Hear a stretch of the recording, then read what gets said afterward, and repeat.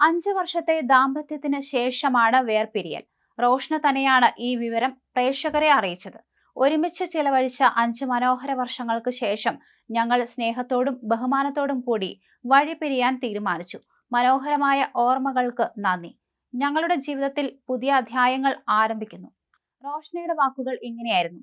2020 നവംബറിലായിരുന്നു ഇവരുടെ വിവാഹം. ഒമർ ലുലു സംവിധാനം ചെയ്ത അഡാർ ലവിലൂടെ ശ്രദ്ധേയായ താരമാണ് റോഷ്ന.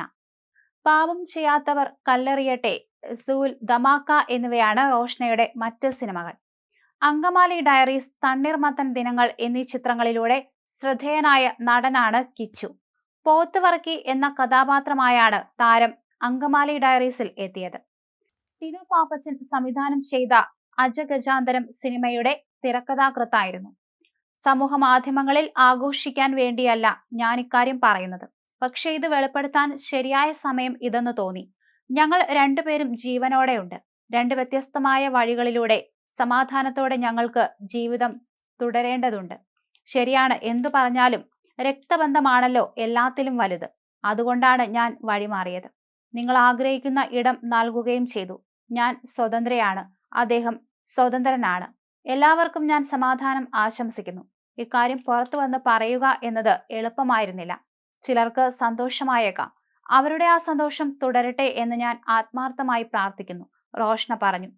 പല കാര്യങ്ങൾ കൊണ്ടും ഞങ്ങൾ വളരെ അടുത്ത സുഹൃത്തുക്കളായിരുന്നു. ഇപ്പോഴും അങ്ങനെയാണ്. കിച്ചുവും ഞാനും ഒരു കാലത്ത് ഒരുമിച്ചായിരുന്നു. ഇപ്പോൾ വഴി പിരിഞ്ഞു.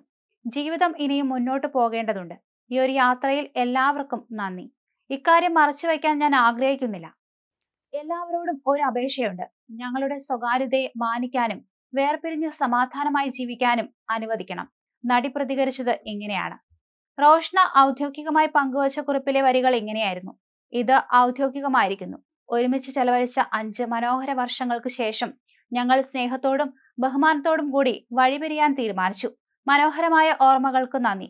ഞങ്ങളുടെ ജീവിതത്തിൽ പുതിയ അധ്യായങ്ങൾ ആരംഭിക്കുമ്പോൾ നിങ്ങളുടെ പ്രാർത്ഥനകളും സ്വകാര്യതയും ഞങ്ങൾ അഭ്യർത്ഥിക്കുന്നു.